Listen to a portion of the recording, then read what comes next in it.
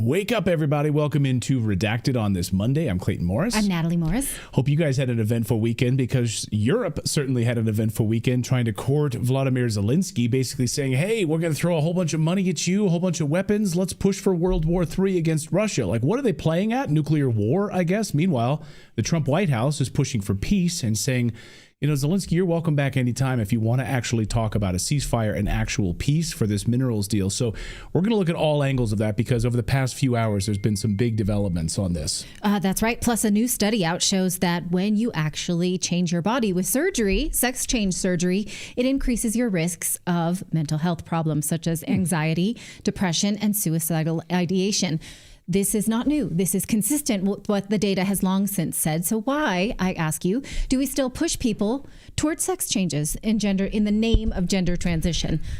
Great question. Yeah. Great question. That's the question. That is the question. We're also going to talk about Poland and NATO. Poland seems to be in a schizophrenic moment right now. On the one hand, they've got all these NATO bases and they have a huge influence with NATO. And they also, the Polish people don't seem to want to die in a war, in a massive war. So why are Polish politicians pushing further and further for World War III? We're going to talk about all of these things today. We've got a lot of great guests. The world is on edge right now. And President Trump about to give his big meeting before Congress tomorrow, yes. His joint session of Congress. What will he say there? We're going to talk about tariffs coming up at the end of the show as well, because the huge move on tariffs, a number of big companies coming to the United States. So we're going to talk about all of that and more. But first, yes, that's okay. But first, we want to tell you about Rumble, because you know free speech is under attack. Yesterday, over the weekend on X, I posted a script of the new deal between Ukraine and the UK, which says that they are going to push to end propaganda, which means that free speech platforms are under attack, which means we've seen Rumble be attacked in Brazil, in France. It's only a matter of time before these authoritarian governments continue to take away free speech. That's why it's so important to support those who stand for free speech like Rumble.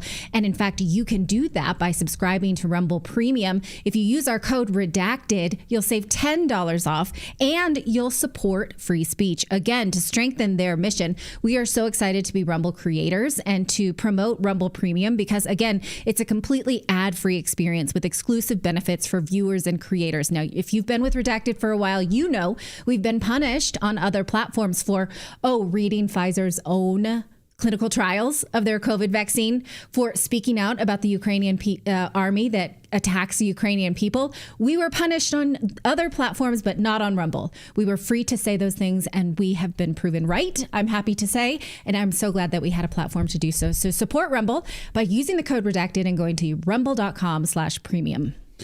Well, we are in a World War III moment right now as President Trump pushes for peace, cutting off all U.S. aid to Ukraine. They had a big meeting today. Are they going to cut off all aid to Ukraine? I love that Senator Mike Lee posted that on Twitter X today, and he said, who supports this? Give us a thumbs up. I gave 30 thumbs up to that post. Europe is lining up, though, meanwhile, to go directly to war with Russia. And the end game, to me, is nuclear war, because what else are you going to achieve? Do you think that Russia is just going to roll over? The White House right now just made a statement saying that time isn't on Zelensky's side. So we'll get to the latest here in a moment. But first, we're learning more about what happened during that explosive White House meeting last week. According to the Daily Caller, the meeting was supposed to go just as any state meeting would go. A quote, "This was set up to be like every other state visit," a senior aide reportedly recalled. "This was an Oval Office spray. They'd be cordial handshake, take a couple of questions, and then they'd have lunch." But then all hell broke loose. The plan went up in smoke when Zelensky arrived and immediately was sort of sticking to a script that it looked like he had. He might have had earlier meetings with Susan Rice, Victoria Nuland before he arrived at the White House, telling him basically, don't go with this deal. Push for security guarantees. We want troops. We want weapons, which President Trump has repeatedly said he would not include in their mineral agreement. So why are you trying to torpedo this deal? You know what's in this thing. Then the fireworks went off in the Oval Office. And of course, we now know today, according to the Associated Press, Ukraine's Zelensky says the end of the war with Russia is very, very far away. To which Donald Trump responded, "This is the worst statement that could have been put up by Zelensky, and America will not put up with it for much longer." It's what I was saying. This guy doesn't want there to be peace as long as he has America's backing and Europe. In the meeting they had with Zelensky, stating flatly that they cannot do the job without the United States. Probably not a great statement to have been made in terms of a show of strength against Russia. What are they thinking? Trump said. Now, here are the warmongers that met this weekend. Of course, they all came together in Europe. In London, there's Zelensky. Claire Daly is calling them a cover band for the Tony Blair warmongering efforts around the Iraq war. They're basically doing the same thing. They're lying to the world, actually, that stand with Ukraine is the new weapons of mass destruction, and they are trying to lead their people into a war. And again, we must remind ourselves that the people standing there, most of them have failed up. Ursula von der Leyen has never been elected by the people, was only named in elections after her party won. We're looking at, let's see, Antonio Costa, ousted for a Green Deal scandal in Portugal. Mark Rutte, who was ousted in the Netherlands as the leader there, promised to end his career in politics. These are the people who want war. So Chris Rossini is the director of the Ron Paul Institute. He's been watching all of this very closely here as, of course, and co-host of the Liberty Report with Ron Paul and staunch advocates against actually going to war. I mean, we're an anti-war show. So, Chris, great to have you here on the show. Welcome in. I just want to get your sense of where do you think things sit today? We saw all the back and forth throughout the afternoon. President Trump basically threatening to cut off all aid to Ukraine. Europe embracing Zelensky. Looking to put boots on the ground now in Ukraine. Where do you think things stand now? Well, I'm actually kind of pleased, I'm very pleased to see that the president is going to halt weapons sales to Ukraine. This is long overdue. And ironically, it was Zelensky that pushed him over the edge, of all people. Right. I was no fan of, the mineral deals and keeping a foothold in Ukraine, the most corrupt country in the world. We should just walk away from the place. And Zelensky is the one that helped to push that happen. So from that perspective, I'm very happy. And as far as Europe, well, they are acting tough, but they always have we need the United States. Well, that's not going to happen. And they may, in the previous world wars, have had we've had their back, but this time is different. We're not looking for a nuclear war with Russia, with President Trump. Thank goodness he's the one that is in office and not Kamala Harris. So I think things are looking up after looking so dire for so long. Well, I'm happy to hear your confidence. Fox News from the White House said that the word on the street is that nothing will happen unless Zelensky apologizes. And here's why I don't like it. It's almost like when your girlfriend has a boyfriend, you don't want them to be together. And you're like, don't take his calls, girl, because you know what's going to happen. You're just going to get back together. I don't want an apology from Zelensky. I don't want a thank you from Zelensky. I want this to end. So is this a way where Zelensky can sort of Eddie Haskell his way back and just sort of weasel his way back into a weapons deal? I'm sure he feels like he's going to have to. I agree with you. I think we should cut the ties clean, and then peace will be forced to happen because we have dragged this war out with our money and our weapons, and so many people have needlessly died on both sides, but especially Ukraine, because they're fighting a superpower. And they weren't able to prevail despite all the money and all the weapons and all the money that's gone that they can't find, so to speak. So to put an end to this, it just has to end. But politics is cronyism, and they want minerals and they want to leave American companies there. Just get out of there because the place it's nothing but trouble for our country. We're going to talk about Europe here in a few minutes with a couple of other guests, so I won't bother you with the European side of this too much. I do want to get your Washington perspective, specifically in the warmongers. Your co-host, Ron Paul, has dealt up against these warmongers for decades. And so it was reported that before Zelensky sat down with Trump, that this had already been ironed out, that warmongers like Victoria Nuland, Susan Rice had already gotten in his ear The old Obama regime, the warmongers who wanted to keep this thing going, the military machine, basically told him to scuttle this thing from the beginning. Does that surprise you? And how much of a wall does Trump face to deal with these warmongers in Washington who might try to subvert him? Well, I mean, his first administration was hopefully a learning lesson for him. And it was a learning lesson for all of us that you can't surround yourself with people that are at odds with your worldview. And if you want peace with Russia, you can't surround yourself with neocons that want war with either Russia, China, Iran, or anybody else. So I think perhaps he has learned his lesson. He had to put people in his cabinet that had to get approved. You know, the Senate is not our best friend. So he had to have candidates. But so far, I think everything is going okay. But, you know, we still have 4 years to go. And I'm never comfortable with Marco Rubio. So, I mean, we'll see what happens going forward. So far with Ukraine, I'm pleased. What about economic deals with Russia, which is blowing my mind? RT over the weekend reported that possibly the Trump administration is interested in being an investor in the Nord Stream 2 pipeline after the Biden administration blew it up. And the first Trump administration had said, we don't want Nord Stream 2 to become a reality. We'll sanction it to death. And now the Trump administration is like anything and everything that will provide you want a pipeline? Right, that will provide cheap energy for our people to grow our economy. Is that the way you see it, or is there another way to see it? Well, I noticed that Russia wants to end this war. Putin is making it so obvious, saying that make a minerals deal with us. We have more minerals than Ukraine does. Right. Same thing. He wants to resume travel between Russia and the United States. This is awesome. Instead of going to nuclear war, we could get along with Russia, which is a natural resource powerhouse. That's why globalists have always wanted it for hundreds of years. They wanted to carve it up for themselves, and Russia stood up for themselves and saved their nation, kind of like what we're doing with our own nation, with President Trump. So I'm happy. We should get along with Russia, China, Iran. We could trade with anybody. There is no reason to put hundreds of thousands or even millions of lives at risk when we could just trade for whatever resources they have. So I hope the more deals that they can strike with Russia, the better, because that will make war that more unlikely. Chris Rossini, co-host of the Liberty Report, and really great to have you here on the show. Director of the Ron Paul Institute. We like your way of thinking around here. Anti-war, get out of this corrupt country, bring our resources and interests back home to the United States. Thank you, Chris. Great to see you. Thank you so much. Thank you.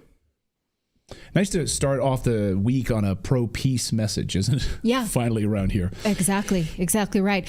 Did you guys understand this Eddie Haskell reference I made between Zelensky and is that too dated of a reference? Because even I was not around when Leave It to Beaver was new on the air. I just wanted to make that clear. All for nostalgia. I don't know. Philip, you know Leave It to Beaver, the Eddie Haskell? I am aware of it, yes. I used to watch that. I used to watch Leave It to Beaver and My Three Sons after school when I was in middle school. Okay, all right. Just making sure. My dad used to call my boyfriends Eddie Haskells, so it's not a good thing. So I'm very familiar with that archetype.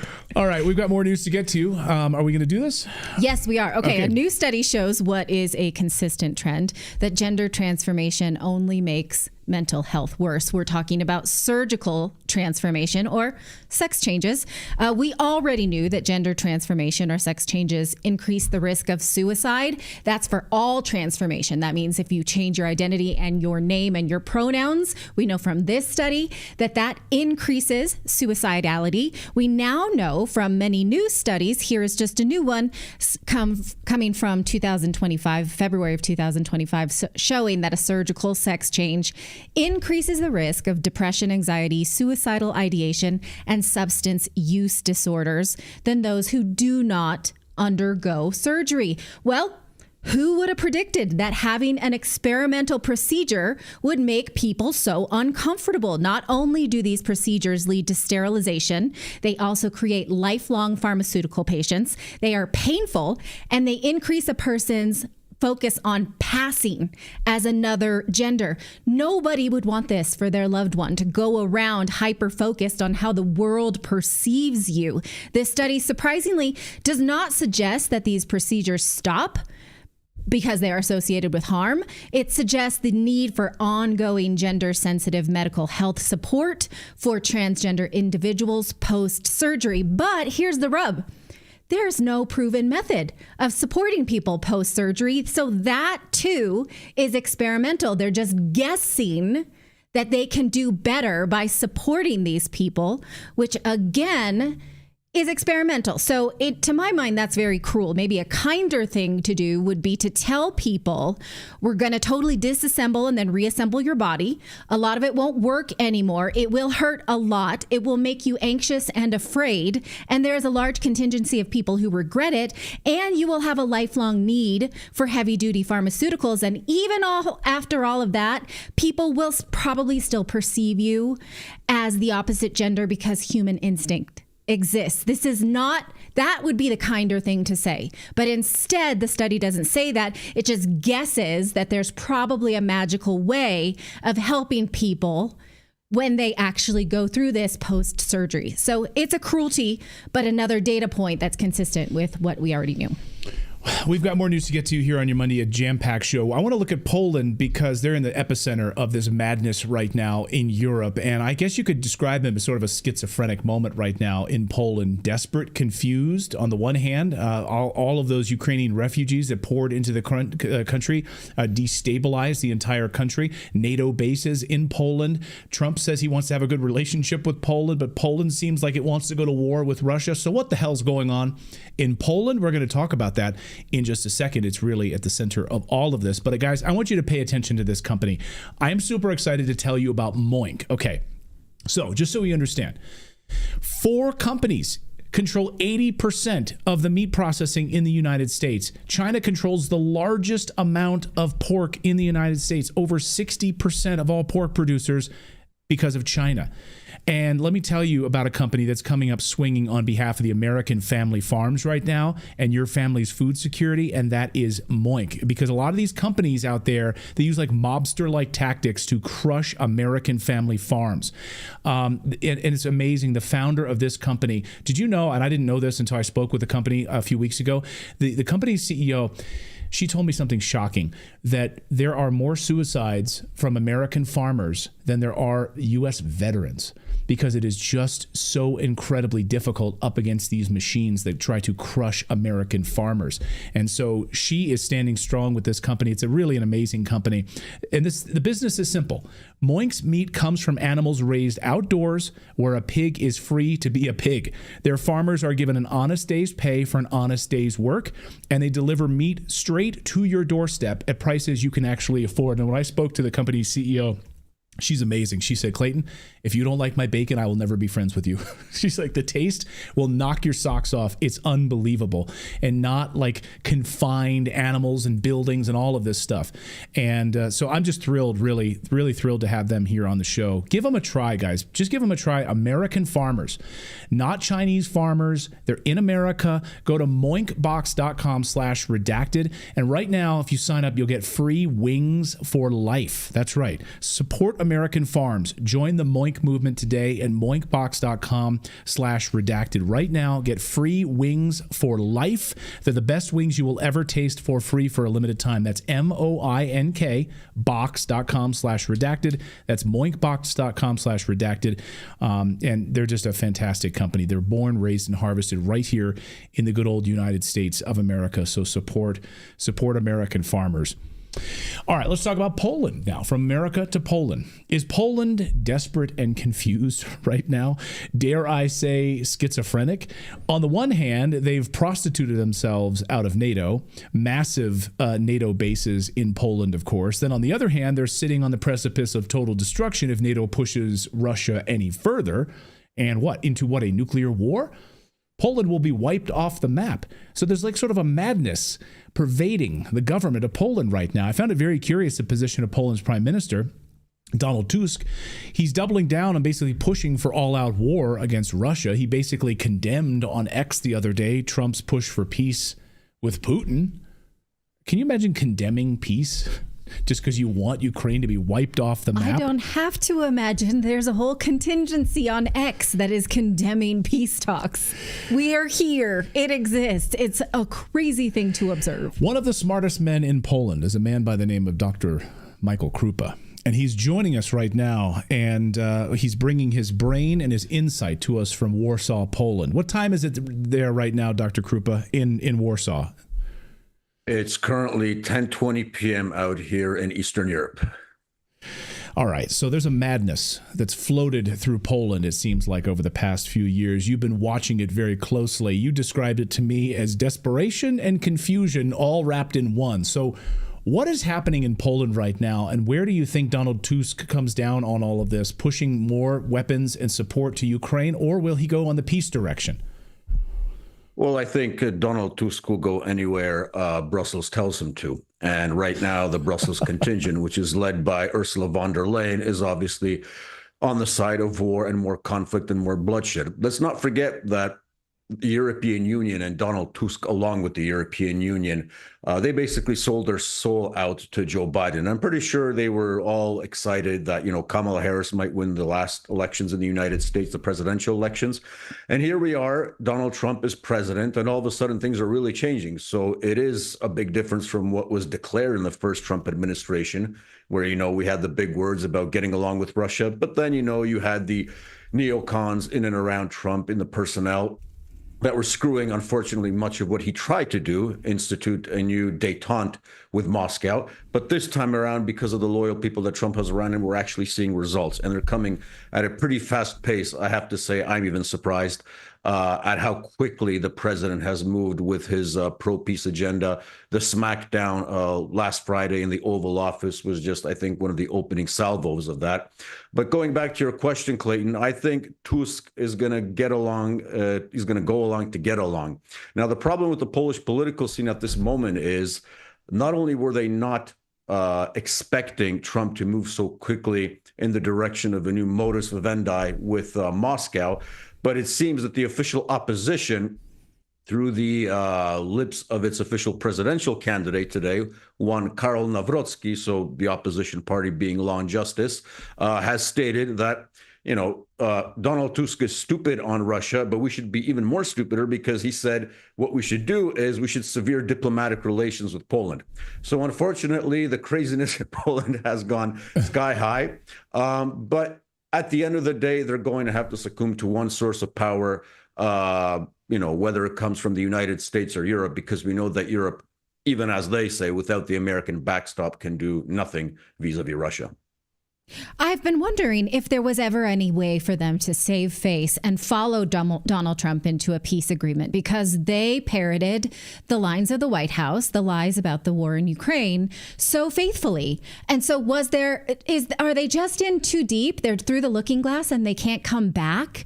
And do you think that that's what the European people want? Because we're seeing madness out of Europe, but we should not fool ourselves that the people of Europe have this strong appetite to fight Russia. Yeah, do the Polish people think that way?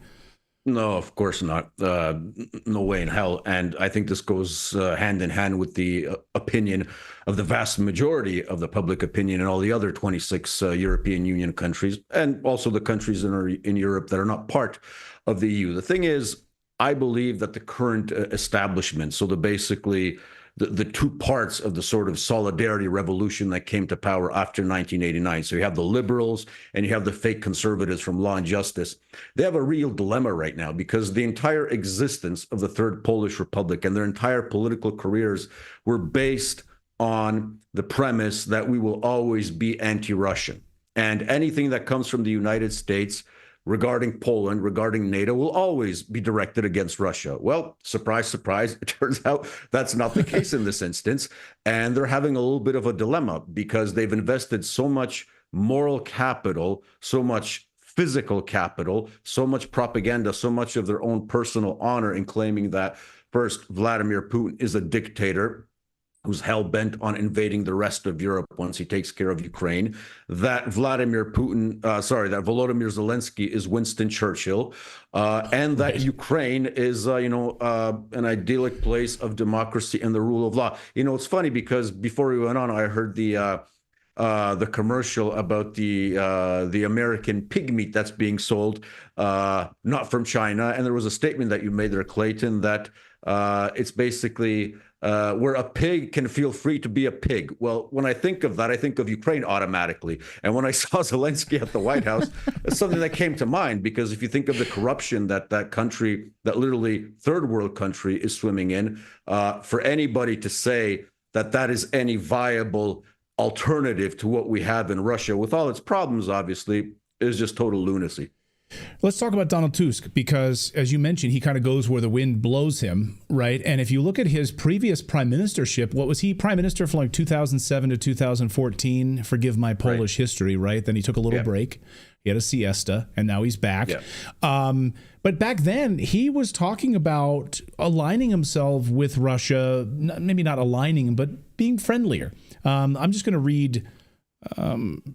I want to read an old quote from him. I think this is from 2007 from Donald Tusk. It says, quote, "Although we have our own views on the situation in Russia, we want dialogue with Russia as it is. The lack of dialogue serves neither Poland nor Russia.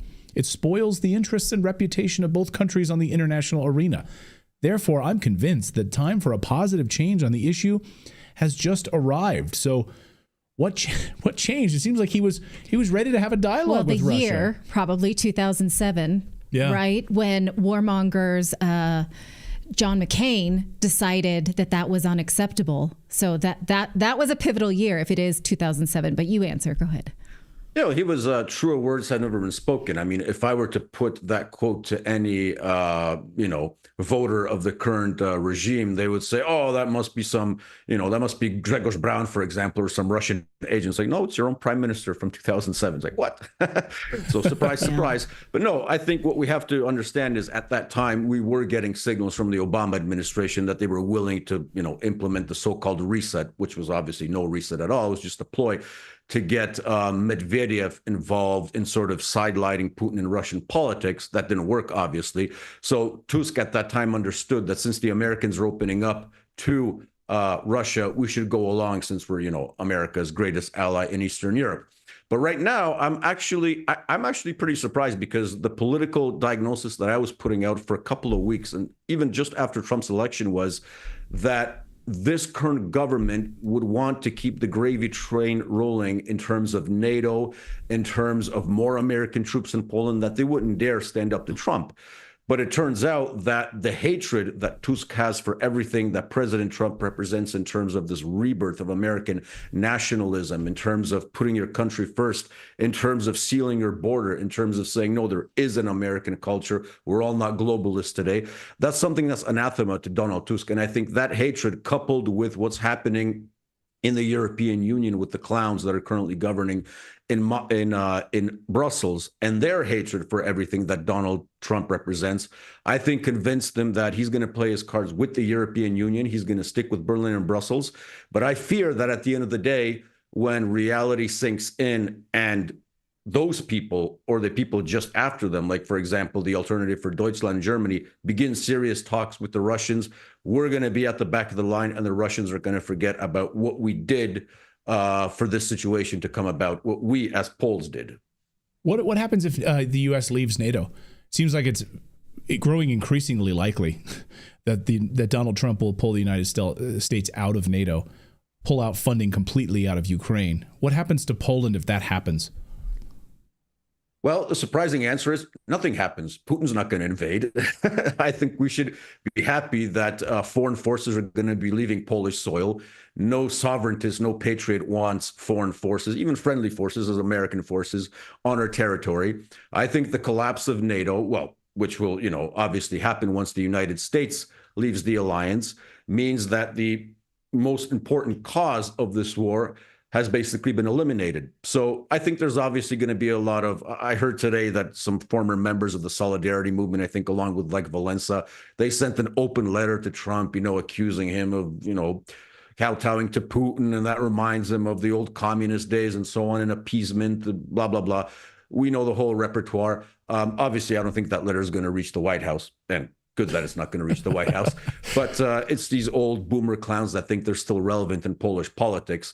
But nothing will happen. I think it'll give Europe breathing space to do what President Macron, out of all people, has been talking about for many, many years now, about regaining European independence in the sense of nation states creating an entity that's powerful, but still retaining their independence, but not being subject to the whims of Washington and American hegemony. So that can only bring good fruits to the old continent. And I'm hoping that in a couple of months, we will see the United States, if not quicker, because I'm seeing the vibes on Twitter right now, on X, that there's a serious push for the United States to leave NATO.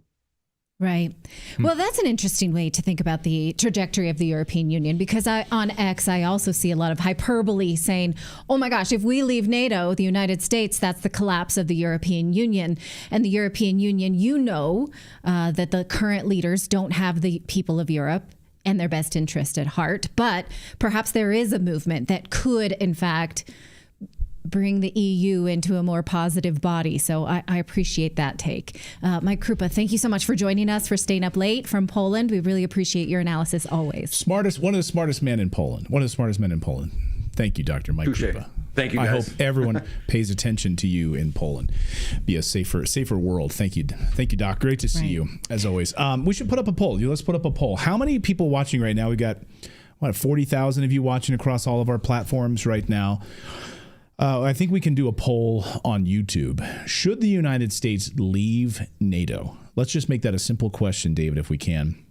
On YouTube. I know. Can we do polls yet on Rumble? I know, and I always ask that, but maybe we can put one up on X as well. But anyway, we'll put that up here in the chat, and just you guys can answer it here. We'll put the poll up here. But should the United States leave NATO? Colonel Douglas yes. McGregor has been saying, not to lead the survey, but yes, that it's not a defensive organization at all in its founding. Of course, it was meant to be a defensive organization. It really has never lived up to that in its many years of history. No, they killed civilians on their first bombing mission. So Operation Gladio, anybody?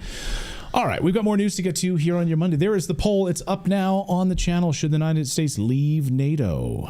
You can weigh in on our poll, and we'll check it here at the end of the show. Overwhelmingly, people are just saying yes. Type it in the poll here. 97% of you say yes so far. And you can vote on behalf of the United States, even if you're not in the United States. Yeah, I mean, if you're in Europe, feel free to vote as well. Yeah. Let us pretend know. you're voting on behalf of your country. We'll exactly. See what the appetite is for that.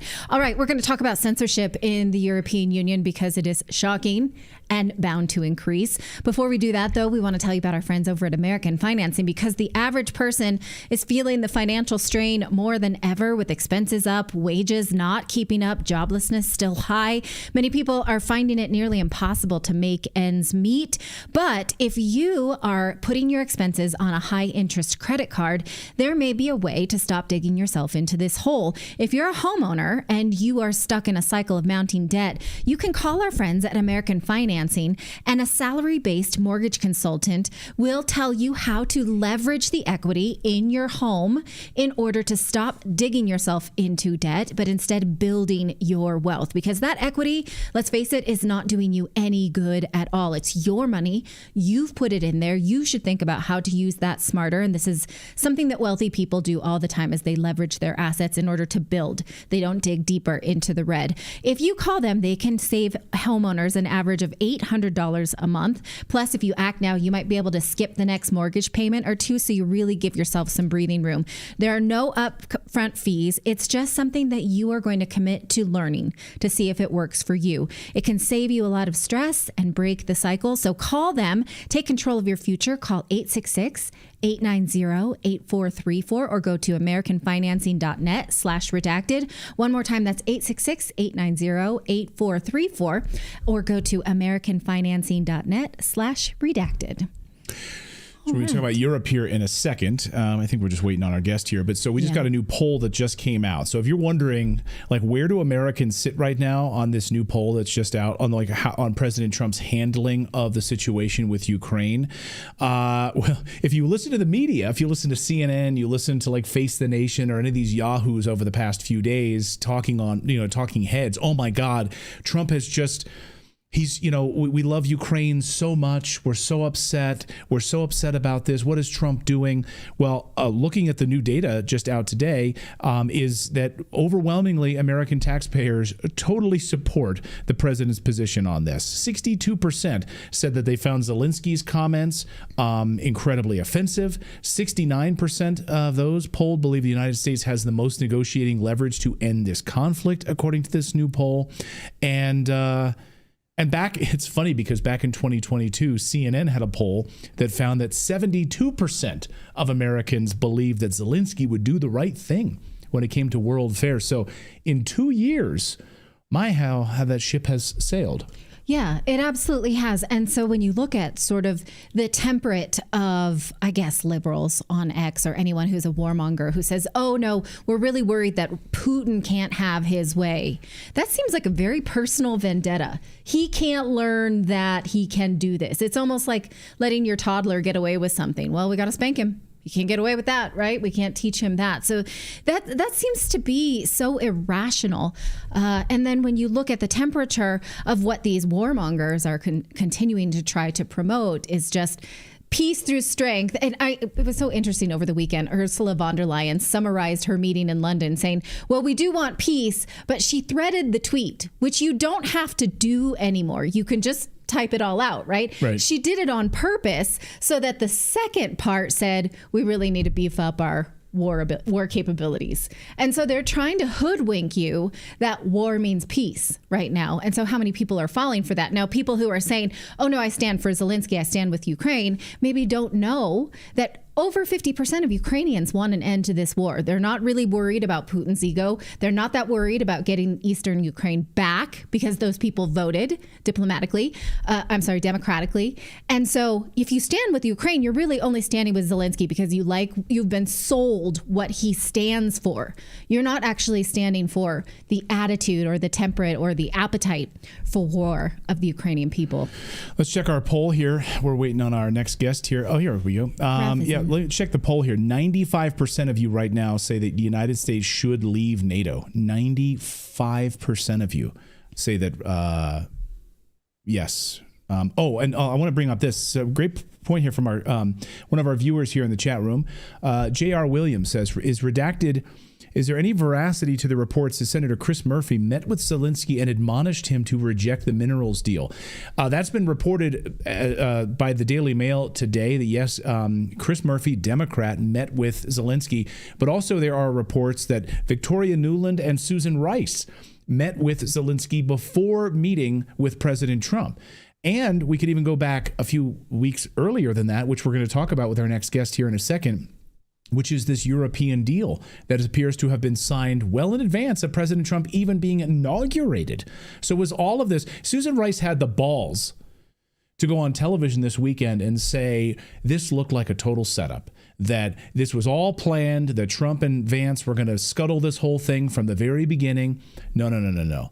The setup came from you, Susan Rice, and Victoria Nuland, who told him not to take this deal ahead of time and to push for security concessions from President Trump ahead of time, not to take this deal. You even saw that in Lindsey Graham's performance when he came out of the White House and he couldn't believe what he was seeing. So how stupid is Zelensky to meet with the person who orchestrated the war in your country before meeting with the person who has all the power? Victoria Nuland. Yes. Yeah. And then doing what she wants. How stupid can you be?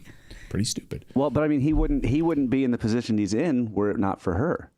She orchestrated the coup that essentially put him into power. Right. And great point, because this weekend he admitted in an interview, he said in an interview this weekend that his mission is to get Ukraine into NATO. It's not about winning. He can kill 1 million Ukrainians. He doesn't care. He doesn't care about the young men.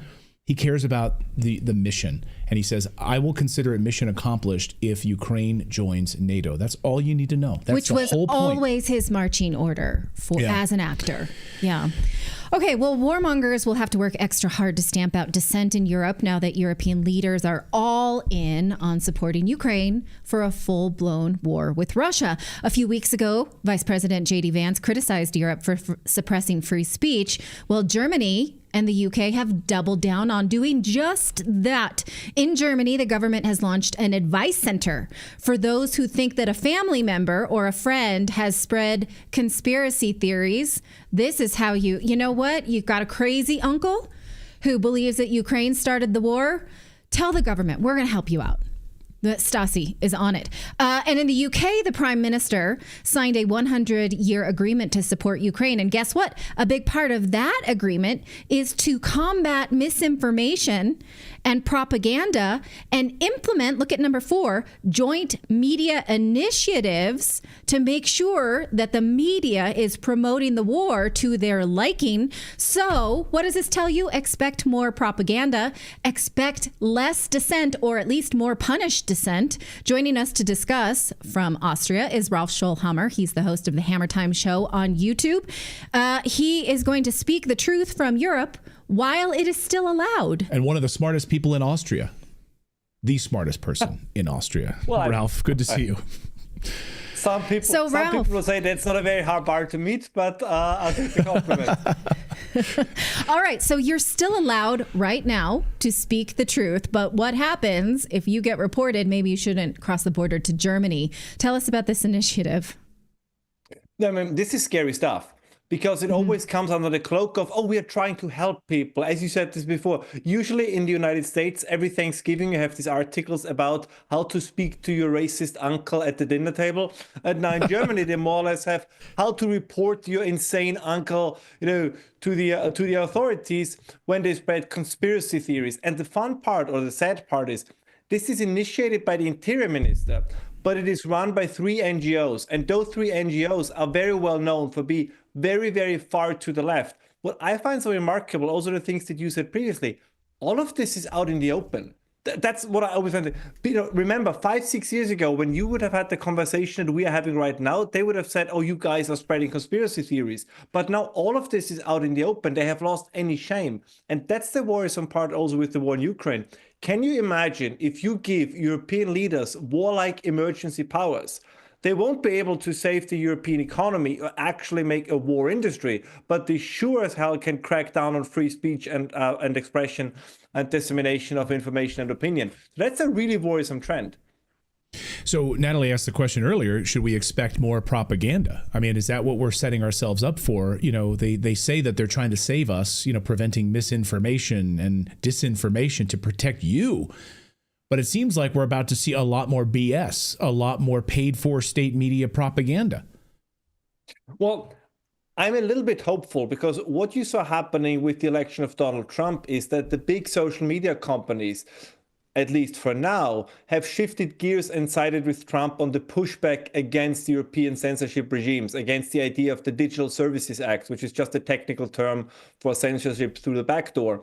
And as long as that is going on, since Europeans don't really have alternatives in the social media realm, there are some, it's a small French company, there's a small Polish company. Somebody recently published a list and said, if you want to be truly independent of the United States, switch to those companies, switch to those apps. I've never heard about these apps. I don't think anybody has outside of whoever sent this tweet. So I'm quite hopeful that the Europeans will not be able to do it. But even the initiative, right? The trend is the problematic thing because the United States is going to have elections again in 3 years. And if you get somebody like Kamala Harris or Joe Biden 2.0, then this trend can accelerate once again. So this is a worrisome trend. And the European people, I have to admit, are a little bit too sanguine about this. Even the so-called deep state stuff, again, 5 years ago, using the term deep state made you a conspiracy theorist. And now pretty much everybody accepts that it exists. Yeah.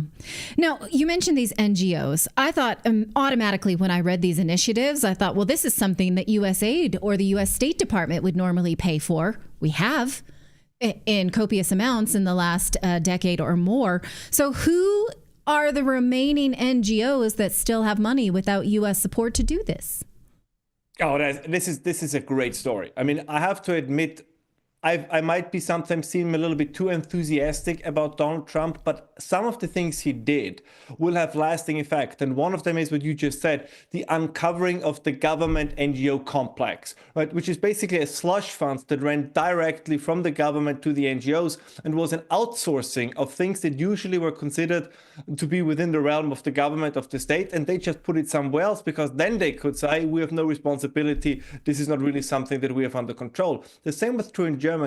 They made a law just a couple of years ago, which they called the Democracy Support Law. And the only purpose of this law was to secure the financing of left-wing NGOs outside of parliament. So because they said, well, these NGOs, they cannot really plan for the future because their funding is insecure. So how about it? We put it into law and say that for 5, 6, 10 years, they will be funded by the government. And even if somebody else is in power, of course, here the fear was that this would be the AfD. They cannot cut the funding. So there was a deliberate attempt by the government in Germany to create, let's say, a shadow government outside of the state that could then continue to do what it did, whether it's in the realm of the information, of the propaganda, you name it, and could not be definanced, if you want, from the government. So this was kind of a very, very odd stuff that was going on. And I think this is, of course, what we see all over the place in Europe is what is being attempted in many places is to ensure that elections no longer have consequences. That you create an NGO complex that then can operate, it's taxpayer funded, you operate it in a way that even if, Le Pen in France, the AfD in Germany, Reform in the UK, even if they would come into government, right, they still would have to wrestle with that NGO complex that they can do nothing against because the previous government created a legal system that makes them almost unassailable. So I want to ask you, because it's amazing right now. It seems like the will of the people in Europe, if you listen to all of these warmongers and these leaders in Europe, that they're all like pro going to nuclear war with Russia. You ask the average Portuguese on the street, like, is that the case? Because it seems like the voice of the European people has been completely drowned out in this situation by Brussels, by these unelected European globalists right now. They're not listening to the people. Do the people of Europe want to go to war with Russia? No, I don't think so. And there are some exceptions. The further you go from Spain towards the east, I always say that Poland somewhat plays a more exceptional role there because also with their historical relations that they have with Russia, they tend to be more belligerent in that sense. But in Germany, we constantly hear that the AfD is pro-Russian, which is, of course, a ridiculous argument. Not wanting to go to war is not the same as being pro-Russian. I think it's a very sensible position. But even within the Social Democrats, even within the Conservative Party, if you ask the people, nobody really is in favor of military action. But this is the sad thing, which is that these ideas can take on a life of their own. So as you correctly pointed out, if van der Leyen goes out there and says, nothing is off the table, or Justin Trudeau, when he says nothing is off the table, people shrug it off. But those are very dangerous things to say. And in a sense, and this is something you also alluded to, it almost seems as if there's a willingness to escalate this to a point where there is no return. And if you look at what happened over the last couple of days, what Trump was suggesting was actually quite clever with this whole mineral deal thing. He was saying, okay, we get American businesses into Ukraine, we create a tripwire through the back door for the Russians. It's not a real security guarantee, but it's kind of an implicit security guarantee, because if you look at the actual commercial value of rare earth in Ukraine, they are very limited. The United States don't need Ukraine for their rare earth, but the idea was to say, we're not going to get you into NATO, we're not going to send troops, but we're going to signal to the Russians in the sense that, listen, Donbass, Crimea, there's probably not much we can do about this, but then there are limits. So this was a very shrewd thing to do, but as you guys correctly pointed out, for whatever reason, Zelensky didn't take it, because as so often, he talked to the very people we mentioned often on the show, the Victoria Nulands, the Susan Rices, or another personal favorite of mine, John Bolton, right? I mean, there never was a war that these people didn't like, and apparently it seems now that this is the next one. Right. Now, one of the things in speaking to Europeans, they say is, yes, we absolutely value free speech, but it's not a foundational part of our existence the way it is for Americans. Article 11 of the European Charter guarantees freedom of expression and pluralism of the media, meaning you expect pluralistic viewpoints. It's supposed to be allowed. So why are Europeans so sanguine about this? Well, because a lot of it has been done in a somewhat shrewd way. So yeah, there's freedom of the media, so you can say what you want. But the way in which they influence the playing field of freedom of speech and freedom of opinion is that you have the public broadcasters like the BBC, the German public broadcasters, the Austrian public broadcasters, and they have a very specific left-wing bias, but they are taxpayer funded. Now, then you have a public media or public-private media that is funded by the government. That I would say that's part of the NGO complex. And there it's the same thing. If Redacted would go to the German government or the Austrian government and say, hey, we have a really successful podcast, we have a really great YouTube show. Is there some funding? Is there some public support for that? You would not get a dime. If you would, however, be a left-wing pro-Brussels media outlet, you would get a significant amount of money either from Vienna, from Berlin, from Brussels, or someone else. So the idea is everybody can say what they want, but if you say what we want you to say, there is money in it. And then thereby, of course, you tilt the playing field, you tilt the competition, if you want, in a very specific direction. And this is exactly what's happening. So you're free to say what you want on paper, but it's very hard to execute in practice. We're proud to announce here at Redacted our brand new show called the Ursula von der Leyen Hour. It's just it's a full show, and an Olaf Scholz Hour follows at 7 p.m. That's our new lineup here, where it's just a back-to-back where you get Ursula von der Leyen, she has the floor, and then Olaf Scholz after that. And we'll have it translated into French for our Canadian viewers. Yeah, I mean, we're very open to all of that. Exactly. What happened to your camera? Yeah, but this is what we saw happening. When Clayton said that, his camera was like, nope. Yeah, my camera went off. I shut off. That was so funny. Olaf Scholz, stop messing with my camera. Yeah. But that's what happened during the German election campaign. We talked about this on your show before. I mean, if you look, this was always my favorite example, when they had these town halls with German politicians, and then it turned out that all these average Germans in the town hall that were interrogating the AfD politicians were, for example, members of the Green Party. And first of all, these mistakes always only happen in one direction. And the other thing is, if it happens once, okay, fine. If it happens twice or three times, as it was the case in Germany, you know that it's not a coincidence. So this is trying again to tilt the playing field and to influence, of course, the outcome of an election. And ultimately, they were successful because 20% for the AfD was not enough to have the kind of course correction that Germany would have needed. Yeah. Ralph Schulhammer, the smartest man in Austria. And thank you so much, it's almost Ralph. 11 p.m. there in Austria. So thank you so much, Ralph. As always, for your insights into the madness that is the censorship industrial complex in Europe. Thank you, Ralph. Great to see you, my friend. Thank you, guys. See you next week. Hopefully. See ya. Yep. Yeah, right after the Ursula von der Leyen hour. There will be things to talk about. Yeah. All right. We've got a lot more news to get to here on your Monday. We're going to talk about tariffs. You know, the left was crying foul about all these Trump tariffs. Well, guess what? We have a laundry list of companies that now say the Trump tariffs are working and they're building factories in the United States. So are the Trump tariffs working? What is actually happening here? We're going to digest this with an economist here in just a second. We got a bit of breaking news actually on that front we're going to tell you about. But first, we have to talk about our friends over at Lear Capital, and we have to talk about precious metals. We have to talk about investing in gold and silver. Of course, the big Fort Knox audit is about to happen. And as you know, gold experts are pointing out a couple of things could happen. We go to Fort Knox and we find out, guess what? There's a lot less gold than we thought there was. Well, we could actually see a huge spike in prices of gold. Could. If there is gold there, great. It restores confidence in the American economy. And what does that mean if Trump decides to use that gold and alter the price? Could he actually, it's right now, I think it's valued at $42 an ounce of gold right now in the gold that's in Fort Knox, which is unbelievable. So it's not even at the market rate. Gold right now trading near all-time highs, getting close to $3,000 an ounce. And there is word that what if Trump reclassifies those prices at $5,000 an ounce? What would that mean for gold in general? So all that to say, now is a very important time to be very smart about investing in precious minerals. Natalie and I are big fans of investing in gold and silver. And when we make a purchase, we usually do like 50-50. Although the last purchase we did, we bought like 60 or 70% silver, 30-40% gold, because it's just so cheap right now, relatively speaking. The price of silver right now is just so cheap. It's a currency, and it's also a commodity used in electronics and everything, obviously, the race for AI. So we want to tell you about our friends over at Lear Capital. They can get you set up right now. Just give them a call and learn how to invest. They'll actually have their Fort Knox Gold Report right now. Talk to them about what this would mean. Call them 1-800-613-3557 for your free guide. Or just go to the website learredacted.com, and you can also receive up to $15,000 in free bonus medals with a qualified purchase. Again, just talk to them on the phone. They're an American company, and you can have gold coins and silver coins sent right to your house. You can store it in your gun safe, or you can have it secured and stored in an offsite facility under lock and key and guard. That's totally up to you as well. However you want to do it.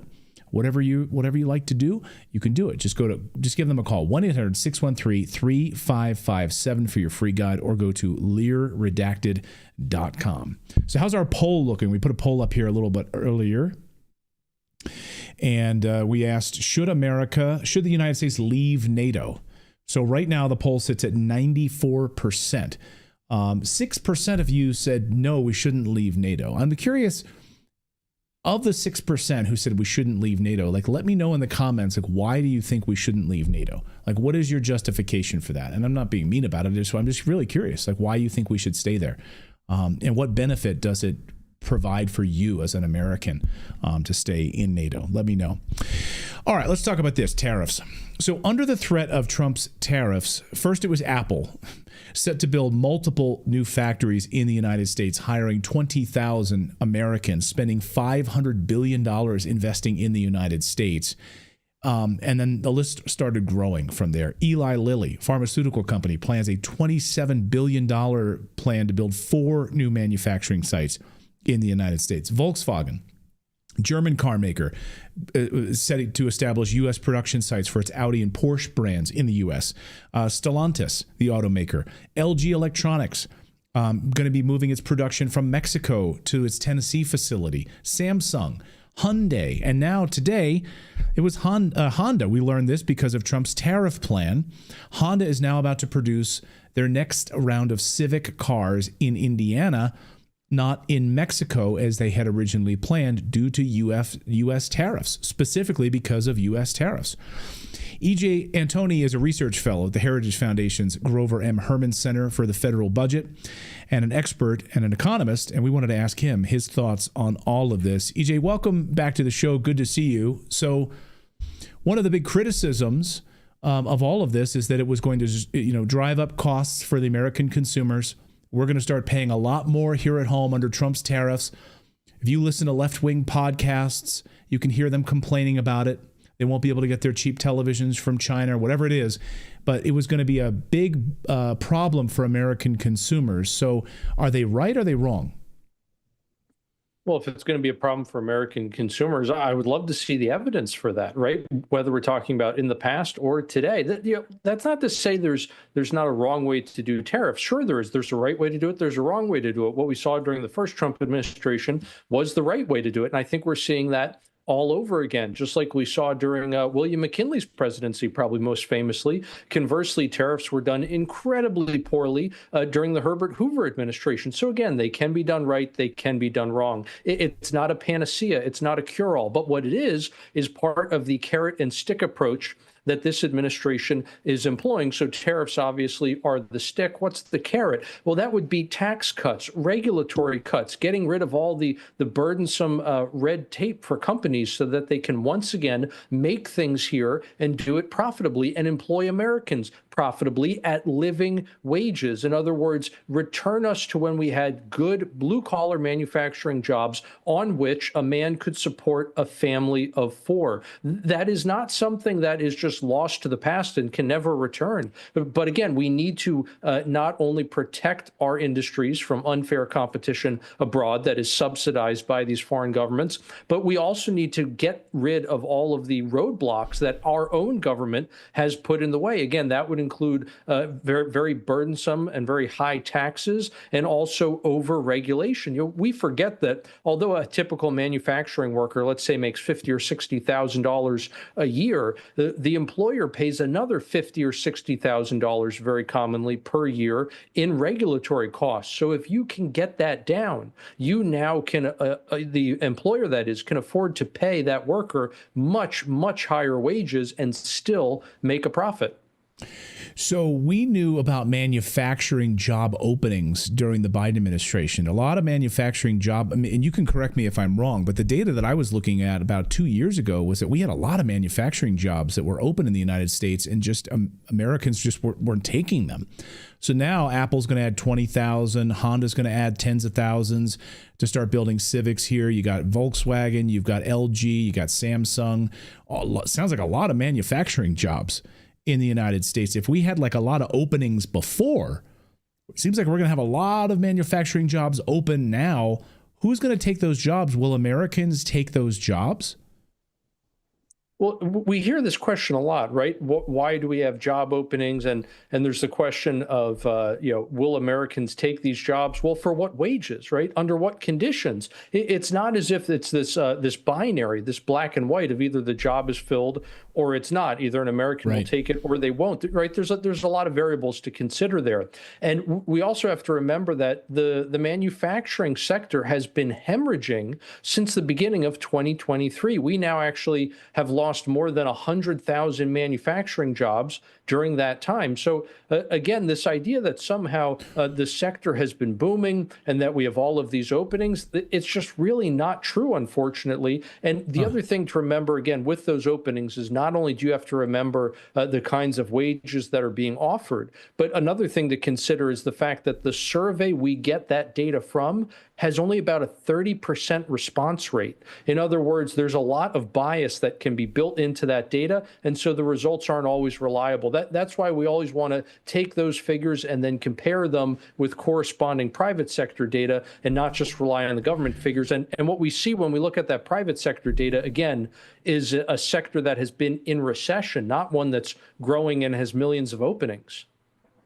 So let's look at what's going on in Wall Street right now. And, I don't know that it's necessarily a bellwether of Main Street in the United States, but right now the S&P 500 has just posted its biggest loss since December this afternoon. And Trump is saying that, tariffs will proceed. NVIDIA shares falling 9% on tariff fears. So what do you make of Wall Street's reaction to tariffs? Well, unfortunately, a lot of people are still trying to feel out what's going to happen here. And what I mean by that is we have been inundated for literally decades with this thinking that all tariffs are bad and that free trade always and everywhere is good, whether it's fair trade or not. In other words, it doesn't matter what they're doing overseas. Here at home, we should always just refuse to put any kinds of tariffs or non-tariff barriers on the stuff that we're buying from foreigners, whether or not they are putting tariffs and non-tariff barriers. That would be things like quotas on the things that we're trying to sell overseas. And again, that's kind of just been this economic dogma that has been drilled into everyone's heads for decades. That means you have essentially an entire generation right now of money managers, brokers, and other people on Wall Street who have known only that way of thinking. And so in their minds, this is going to be absolutely catastrophic. But again, as we started this conversation, the record of history is quite clear that tariffs have been done successfully. They have been done unsuccessfully. It has been very fruitful in some times and has been very costly in others. And it seems that the way President Trump is implementing them right now is the right way and not the wrong way. So I think increasingly what's going to happen is people will need to see that in the long run, these companies' earnings are going to hold up just fine. And those earnings are the only thing really that justify ultimately stock prices. Yeah, because we just got word President Trump saying, these are going to move forward, the 25% on Mexico, the 25% on Canada. So it seems like any sort of last minute deals, we know Justin Trudeau hasn't done anything really to stop the flow of fentanyl into the United States. So that was a non-starter. You really haven't done anything to do it. That was part of the deal. Again, 25%. I'll get you out of here on this, EJ. Like, how do you think those 25% on Mexico and Canada are going to play out?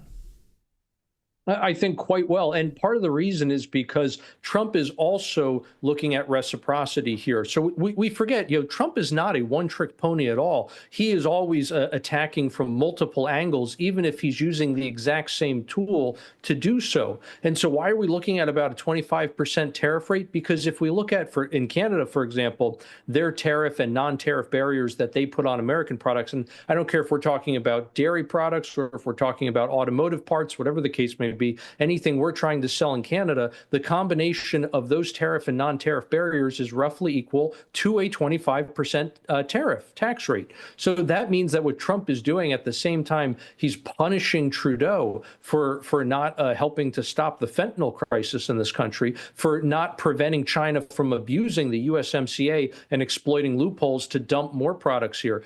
At the same time he's going after Trudeau for all that, he is also introducing reciprocity. This is part of the genius of Trump's negotiating tactics. So I think ultimately what's going to happen is Trump is going to force Canada to not only help solve the different economic and health crises that they are allowing to enter into this country, but he is also going to force Canada to reduce, again, those tariff and non-tariff barriers if we're going to reduce our tariff rates on Canadian products coming here. Jeffrey Reinhardt in our chat says, are you guys aware that Canada levies 300% on cheese and other dairy products? Is that true? That high?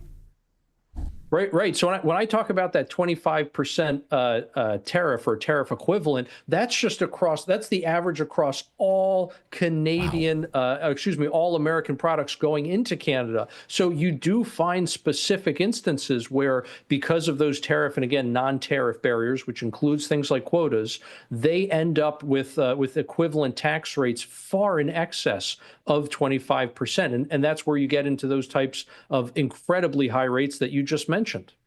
Wow, 300%. Again, yeah. I mean, I lived in Europe for a number of years. I can tell you, trying to go in the grocery stores there, you're not going to see like any American brands. I mean, detergent, shampoo, nothing like that. You're just not going to see it. They just don't import any of our stuff. So you get all these weird, wacky, like European brands over there all the time. So, and stuff, by the way, that doesn't even clean countertops. It's pretty terrible. So anyway, fascinating times we are in right now. It'll be interesting to see how this all shakes out on Wall Street with the Dow down pretty big today, and President Trump moving forward with these tariffs. EJ, great to see you. EJ Antoni is a research fellow at the Heritage Foundation and an economist, and always a wise voice to have here on the show. EJ, great to see you today. Thanks so much. My pleasure. Thank you for having me. Our pleasure. So let us know in the chat room, where do you think these things are going to shake out, guys? I mean, it's, again, on the fentanyl piece of this, you have, as we reported here a couple of weeks ago here on the show, I mean, the percentage of fentanyl that's even being examined coming in through the ports is less than 1%. So when you're saying that, we're really tackling the fentanyl crisis, no, what you're tackling is a percentage of the 1% that you're even looking at, as our friend David Craden from Ottawa was reporting. So those shipping containers that are coming in from China right into the ports in Canada aren't even being looked at and examined. And so they haven't done anything on this to come into the United States. I'm glad they haven't backed down on this. So, let's see. Grand Paul Bai says, who wants to import bad stuff? Funny, 1 second, Redacted talks about how bad U.S. stuff is. Next, you don't import their stuff. Redacted, please stop doing this. I don't know what you're talking about. But all I'm saying is, in the EU, good luck trying to find American products. You're just not going to find it. Like, just go to the grocery stores. You're going to find very little American brands. You just won't. So I don't know how much of European stuff we're importing here in the United States. I can tell you it's a lot more than they import from us, for sure. In the European Union specifically. I'm not talking about the UK. It's different. So, all right. What do you guys think about this? How's our poll looking, David? Are you able to take a look at that? Yeah, we're at 93% say we should leave NATO, and 7% no, at 8,900, almost 9,000 votes. Choose 9,000 votes. Yeah. Yeah, I'd be just curious, like who's the 6 or 7% that want us to stay in NATO? Well, it's weird because anytime we put up a poll, we have at least 3% that are the opposite of what we think people will be. It's always at least 3%. It's very rare to have it be 100%, I would think, but Yeah. I mean, I think there are people out there who maybe like their family worked for NATO in some capacity, or they have some sort of affinity because they think that NATO is a defensive organization when it's been a terrorist organization. Actually, you can read the great book called the NATO's Secret Terrorist Armies, and how they literally fomented regime change operations around the world. Operation Gladio, anybody? You should look it up. If you really think that NATO is a defensive organization, you should do some research on that. But go ahead, David. I was just going to say, I think some people just troll. They just troll the poll. Troll the poll. Troll the poll. Yeah, hey, we should mention we have a newsletter on this. Natalie had to step out here just a second ago and it's crazy. We have this weird on and off thing with the buses for our kids. It's like, this week is like a blackout date for the buses for picking up our kids. So she had to run over to the school and pick up our kids from school. So she just had to duck out a second ago here. So she apologizes. She sends her apology. But yeah, we have a daily newsletter and it's totally free. And I'd love for you to subscribe to it. Just go to redacted.inc, put in your email address, and you'll receive a welcome email from me, Clayton, at redacted.inc. You just need to click accept in the link. And then that way, tomorrow morning, you'll receive the newsletter first thing in the morning over your cup of coffee. We try to cover the markets, what's going on with 5 or 6 biggest stories of the day, some news by the numbers, some trending topics, things that you're not going to see in the mainstream media. We try to cover that here for you in our newsletter, some of the redacted news coverage. Again, it's a totally free newsletter. We'd love for you to sign up. We have hundreds of thousands of you around the world that subscribe to the newsletter. Some of you read it in Australia over your as you're going to bed at night, and some of you read it first thing in the morning. So it depends on where you are in the world. So again, redacted.inc, sign up for the free newsletter. We really appreciate it. It's a great way for us to stay connected. One of the reasons we started the newsletter is because we kept getting banned on like YouTube, and we had no way to connect with you. So thank God we had the newsletter, because we're able to send out an email to say, hey, we got banned again. We can't, and you're not allowed to post anything on your community posts or anything on YouTube. We couldn't say anything. You couldn't even like pin a comment on a video. They wouldn't let us do anything. Remember that time? I think it was when we got our Pfizer ban, when we were reading Pfizer's own documents here on the show, and they banned us. They said it was misinformation. We're like, no, we're reading their court documents. These are Pfizer's own documents. Didn't matter. They still banned us. That's how it rolls.